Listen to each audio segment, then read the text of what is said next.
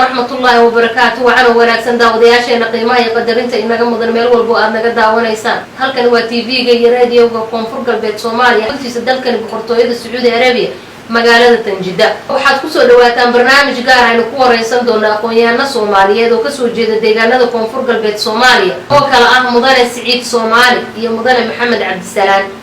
labadiinaba ku soo dhawaada barnaamijka idinku mahadsan maantiina waa mahadsantihiin waana ku dhownahay runtii telefishinka Koonfur Galbeed ahaan xafiiskiisa magaalada Jidda aad iyo aad mahadsantihiin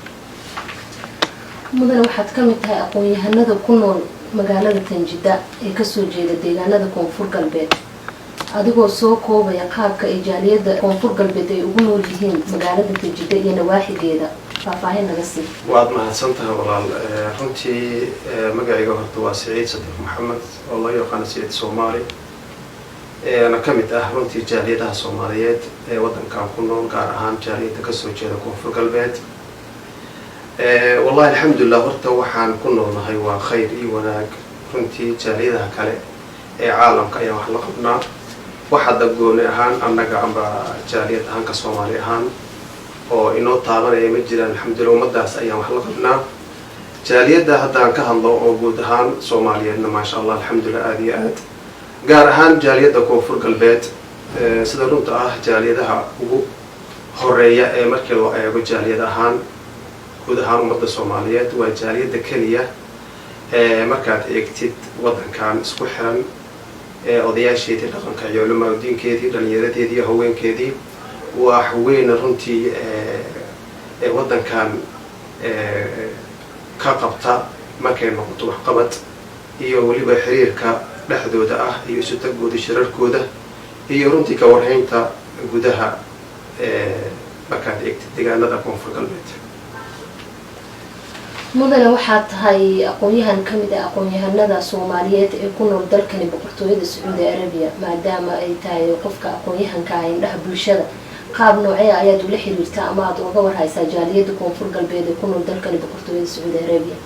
bismillaahir rahmaanir rahiim walaal fartoon eedeeda ma santoorta sida sharafta la aadaan ka dhawayti TV-ga Koonfur Galbeed Soomaaliya waana keen kama nagaan adiyoona كاميرا هاي أنا وقت بالله معاي محمد عبد السلام حاجي مدركان ليرة كل أبوه هناك يقضياش جارية سعودية عربية أكثر سنة فرنتي جارية سعودية عربية وجارية أو سفيل إنسكيرهم سكوال هايت مرول بنا وليد بأي وليد سكاروايا سلقرشيويا marka alxamdulillah waa ilaahay mahadis mudane waxa jiray abaara soo noqnoqday sanadihii u dambeeyay ee deegaanada Koonfur Galbeed qaab noocee ah ayay jaaliyada Koonfur Galbeed ku nool dalkan boqortooyada Sacuudi Arabiya uga qayb qaateen gurmadka abaaraha dadka ay haleysteen walaal runtii waa jirtaa arintaasi dhowr jeer ay dhacday jaaliyadana waxay tiri kartay ama waxay awood u lahaydna way tartay alxamdulillah rabbil caalamiin ka haween ahaan jaaliyada iyo dhalinyar ahaan odayaasheedii isku duuban jaaliyada dhowr jeer ayay runtii waxay ka geysan kareen ay ka geysteen dhibaatooyinka soo maray gobolada Koonfur Galbeed waxa uga aadan jaaliyada Koonfur Galbeed ee wadankan boqortooyada Sacuudi Arabiya gaar ahaan waliba magaalada Jidda haatan dawladda Koonfur Galbeed waxa ka jira maamul cusub oo madaxweyne u yahay Cabdicasiis Maxamed Xasan Laftagareen waxaan ognahay aan xogogaalna u nahay in uu ku talaabsaday barnaamijyo dhowr ah taasoo ka mid ah sida amniga waxbarashada ganacsiga dib u heshiisiinta horumarkaas ay ku talaabsatay xukuumaddan cusub ee haatan talaabada qaaday maxaa kaaga aadan adiga ka aqoon-yahan ahaan wallahi walaalahay horta eedeeda ma ahsanta dawlad horta inta ka sana burbursanaad soddon iyo wala jira ودم بربصنا سيدي صورته هالشيء أماجي لك سواء ولا أوضرت إيدي إذا ولسته لكن هذا ما يبقى رجعنا إني مدحوينا لفت جران والقوة الضون إن شاء الله. تيجامد هنقطع أمانك هنقطع إني أسسوتهم يا رجعنا إن شاء الله. سيدي هذا كم موقت دغاشي يوني والقوة شيء إن شاء الله. mudane jaaliyad ayaa ka jirta koonfur galbeed sida jaaliyadaha kale ay uga jiraan dalkani boqortooyada Sacuudi Arabiya maadaama aad ka mid tahay jaaliyada ku nool koonfur galbeedna kasoo jeeda deegaanka dalkani Sacuudi Arabiya sidee iskugu xiran yihiin Sacuudi Arabiya maadaama ay leeyihiin degmo iyo gobollo iyo baaxadiisa ay aad u weyn tahay sidee iskugu xiran yihiin dhalinyarada kasoo jeeda koonfur galbeed ee jaaliyada koonfur galbeed ee ah dadka ku nool Sacuudi Arabiya santahay wallahi jaaliyada markaad eegtid ee koonfur galbeed wadankan ka jirta waa jaaliyada kaliya runtii markaad fiirisid Soomaali ahaan jaaliyada kaliya runtii weligeedna soo jirtay taariikhdeedana aad iyo aad u fog tahay hadda marka aan ka hadlo waqtiga hadda aan maraynana dadka oo isku xiran yihiin jaaliyada waxa ugu weyn xubnaheeda ugu weyn horta waxa ay ka joogaan wadankan waa Jidda asahaatee jaaliyada way weyn tahay ma sha Allah Riyadh way joogaan sharqiya sida Damaan way ku nool yihiin gobolada wadankan way joogaan haddana waa la iska warhayaa DBDF kulli waa la wada xiriiraa jaaliyadana waxa weeye xubno badan ay leedahay dhalinyarada matalan waxay leedahay xogeeyo oo dhalinyaro waxa jirta haweenka sidoo kale guddoon haweenka jira culmaa diinka sidoo kale way isku xiran yihiin guddoonka sare ee jaaliyada koonfur galbeed halkaana way iyo xubnaheeda runtii si oo waxa u shaqeeyaan Ilaahay runtii uu raali ka yahay oona isku xirnaashaha iyo ummadda danaheedana aad iyo aad runtii xoog u saara oona mar waliba ku dadaala waliba gudaha iyo dibaddaba in isku xirnaashaha aad iyo aad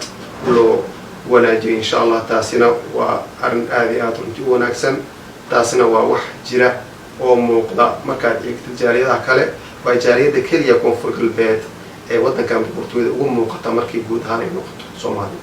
jaaliyada koonfur galbeed markii la dhaho waa dadka kaliya ganacsatada ugu badan ee magaalada Tanjida ka howlgala maxaa adiga ka aqoon-yahan ahaan kaaga qorshaysan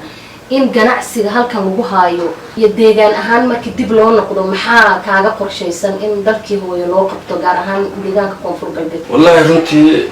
fartoon waxyaalo badan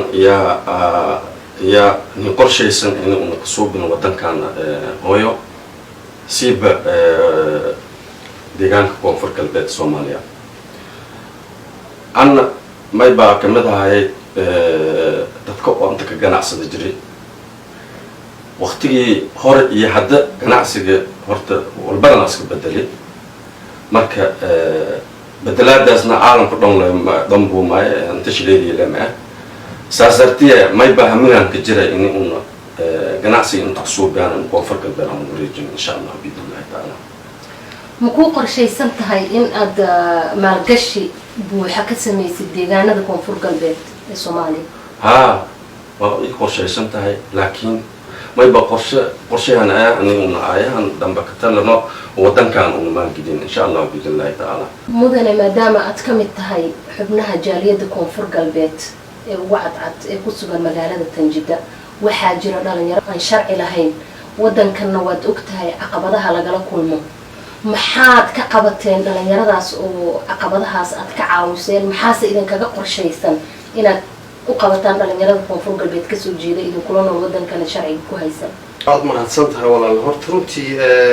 way jirtaa dhibaatadaas wadanka waa mid guud ahaan wadanka ka jirta waa wax oo runtii nidaamka wadankan ka jira oo runtii dadka aan kala simanahay weeye laakiin haddana markaad eegtid horta annaga oo dhan waxaanay dad halkaan runtii ku jooga jaaliyad ahaan amba ku yimid dano markaasi ku timid dhibaatooyinka ka jira dalkeena dad sharci lehna way jiraan dad aan sharci lahayna way jiraan dhalinyarada oo kale runtii waxaan kala talinaa mar waliba wanaaga iyo runtii sidii markaasi ay wax u qabsan lahaayeen ama tan fududeyn hadday noqoto annaga waxaan kaliya awoodnaa waxa weeye markii qofka wax markaasi la soo gudboonaadaan oo kale inaan wixii ka qaban karno markaasi nooga aadan inaan ka qabano ama wixii dhibaatooyinka kale ama kan nidaam ahaan markay noqoto ama kan dawlad ahaan markay noqoto taasi waa dadkaasi la siman yihiin annagana wixii markaas wacyigelin ah oo wanaag ah markaas inaan farno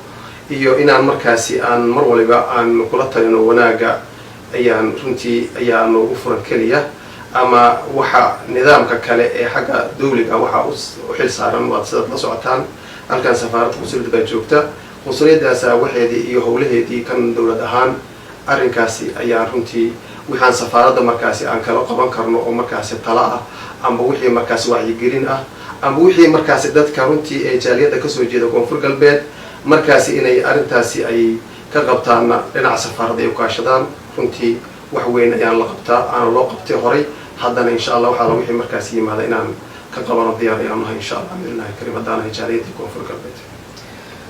maadaama aad ka mid tahay xubnihii jaaliyadda ugu sarsareeyey abaaraha soo noqnoqda ee kusoo noqnoqda deegaanadeena koonfur galbeed soomaaliya mushkiladaas maxaa soo celceliyay idinla tahay wallahi horta waxaan waa wax ilaahay xaggiisa macnaa mushkiladda oo xag ilaahay ka timid weeye cidna lamaanta looma eersan karo amba wixii markaasi ummadaasi waxay qabto ayay waddankaasi guud ahaan ayay jaaliyadda koonfur galbeed ama deegaanada koonfur galbeed ay la qabaan hase ahaatee anaga ka jaaliyad ahaan mar walba waxaan runtii aan ku dadaalnaa si arrintaasi wax loogu qabto dhalinyaradii jaaliyadda koonfur galbeed iyo haweenkii iyo runtii dumarkii iyo odayaashii culamaa udiinkii mar waliba iyo guddoonka jaaliyadda koonfur galbeed mar waliba runtii wuxuu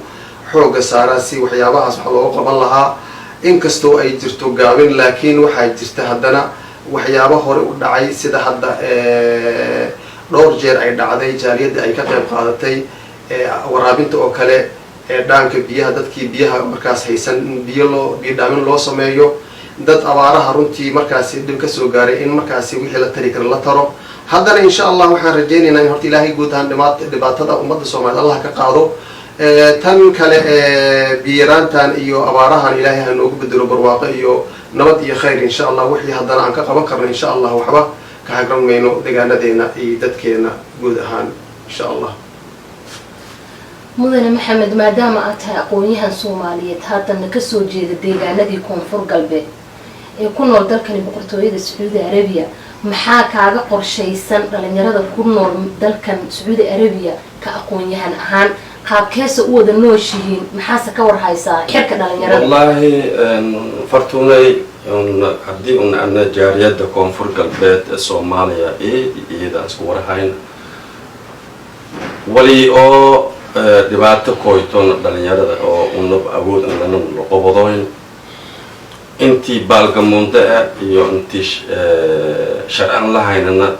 maybaa ka gubaabiyaana daa'iman inay horta baalgamuundanimada ka baxaan oo shaqo weydiisadaan intii sharcan lahaynan iniyo wadanka sidii lakurooga iyo nidaamsha iyo ilaaliyaanoo iyo saas ka shaqaysadaan sidii hoogsho waan ka dhicisan lahaayeen iyo kadadaala oo nodana dad oo fasaad oo meeloos dariiqooyinka susurno oo iyo hoogsho waan ka dhicisadaan ha noqoto hataa iyo mayka gubaaben iyo baawur hataa dhigaan binaamadaas ayro baawuras iyo shilinsho halaalfiyo aan lahaayeen si barigsaadam la arna dad oo soomaali ka tirsano oo inta walka suubiyan sida meelo walka halaaya ama tuugnimo iyo walnaaradan qoban saas horta eedeedan waaweyn haddii dhalinyarada oo jaaliyadda koonfur galbeed soomaaliya waxaan soo gaarnay guntii iyo gunaanadkii barnaamijkeena maxaad ku baaqaysaan oo kusoo afjaraysaan barnaamijkeena wallahi horta barnaamijkan horta barnaamij fiican telefisyoonka koonfur galbeed horta eedeedan ka mahadnaqaan laakiin mayba anka baaqane dadka reer koonfur galbeed ini iyo dantiyo kasaan mayba waaha wadansho lan walba wadanshay usii horumarsado jaariyadda oo adduunka ku nooleen mayba ku codsadaan inay wadansho maalgelisadaan inay wadanka maalgelisi fadaan inay wadansho maalgelisadaan yaa anka baaqay aan haddii ana aqoon-yahanka amba maxamed cabdisalaam maxaad ugu baaqaysaa jaaliyadda koonfur galbeed ee ku nool dalkani boqortooyada sacuudi arabiya iyo kuwa ku nool dalkii hooyo maadaama uu wadankii isbedelay lagu tilaabsaday horumar aada u weyn haatanna ay jiraan dib u heshiisiin fara badan dowlad deegaanyo badanna lasoo dhisay maxaad ku talinaysaa maadaama aad tahay dadkii ugu cadcadaaya jaaliyadda koonfur galbeed waad mahadsantahay waa fartuun waxaan anigu runtii aada iyo aada ugu gubaabinayaa dhammaan ummadda koonfur galbeed mar waliba in lagu dadaalo horumarka iyo runtii waxqabsiga iyo midnimada iyo wadajirka ummad hadday wada jirto oo runtii ay wada tashadaan ayay horumar samayn karaan marka mar waliba gudaha iyo dibadda in laisku xirnaado dadka jaaliyadahana waxaan jeclaan lahaa inay sameeyaan barnaamijyo dib runtii maalgashi deegaanadii iyo dadkii iyo shaqo abuur in la sameeyo insha allah waxaan rajaynaynaa runtii haddaan nahay anaga jaaliyadda koonfur galbeed gaar ahaan magaalada jidda ama waddankan boqortooyada Saudi Arabia inaan isku xirnaasho markaasi oo runtii jaaliyadaha ah caam oo adduunka oo dhan inaan samayno insha allah si wax la yiraahdo oo maalgashi iyo dib u dhis loogu sameeyo dalkii iyo runtii wax soo saarkii sida beeraha xoolaha runtii waddan waxaan leenahay aad iyo aad runtii oo barwaaqada iyo nimcada ay u dhex taalo marka waxaan u baahannahay inaan iskaashano oo aan si wada jir ah annaga iyo dowlad goboleedka koonfur galbeed iyo madaxdeedii iyo odayaasheedii iyo dhalinyaradeedii iyo runtii dal iyo dibad inaan iskaashano oo horumarkii wixii aan ka shaqayno sidoo kale waxaan aad iyo aad u jeclaan lahaa oo runtii aan u amaanaya anoo fursaddan caawa ka faa'iidaysanaya dhalinyaradii jaamacadda runtii daraad isbuuci horaan ka daawadan filaa barnaamijkaasi oo jaamacaddii soo bandhigtay bandhigii wax soo saarka beeraha bariis in lagu beero runtii baydhaba markaasina runtii suurto gashay raggii arrintaas ka shaqeeya aad iyo aad ay u mahadsan yihiin sidoo kale waxaan ku boorinayaa inay runtii ay ku dadaalaan sidaas oo kale in waxyaabo badan ay sameeyaan si ummadda ay u aragto in deegaanadeena meel kasta ay beeraha mar waliba wax lagu soo saaran karo xoolaha sidoo kale ardadan waxaan ugu baaqayaa runtii inay ka faa'iidaystaan barnaamijyadaas oo kale khaas ahaan waxaan dhihi lahaa ardayda jaamacadaha runtii dhigta inay ku dadaalaan sida ay u baran lahaayeen wax soo saarka beeraha maadadaas iyo cilmigaas inay bartaan iyo xoolaha waayo waddanka aan ku noolno oo aan degannahay amba aan runtii Soomaaliya aan kaga noolno waxa weeye meel barwaaqo ah oo wax soo saar leh xoolo leh beera leh oo runtii badna leh marka intaas inaan xooga saarno sidaan ugu soo saaran lahayn si gaajadan iyo runtii iyo dhibtaan soo noqnoqotay aan ugu maarano oo annaga aan u gaarno nolol fiican iyo barwaaqo insha allah bidnaa karim ummadda Soomaaliyeed guud ahaan waxaan ilaahay ugu baryayaa nabadgelyo iyo wanaag iyo khayr insha allah ilaahay hanoo kaso inaan ka gudubno dagaaladan sokeeye ilaahayna hanagu bedelo nabad iyo khayr iyo barwaaqo bidnaa karim هذه أديان إذا كم هتعلنا يا مدام أتجلى قبل شن برنامج كان تلفزيون كي راديها كونفور قلبت صوماليا بعد ما حسنت هاي فرتون هذه هذا رنتي أدنى أنكم هذلنا هذه كي رنتي كاميرستها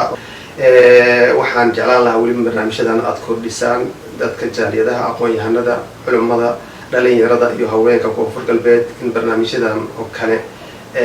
أي runtii waraysiyadan oo kale ay bataan si ra'yiga iyo ummadda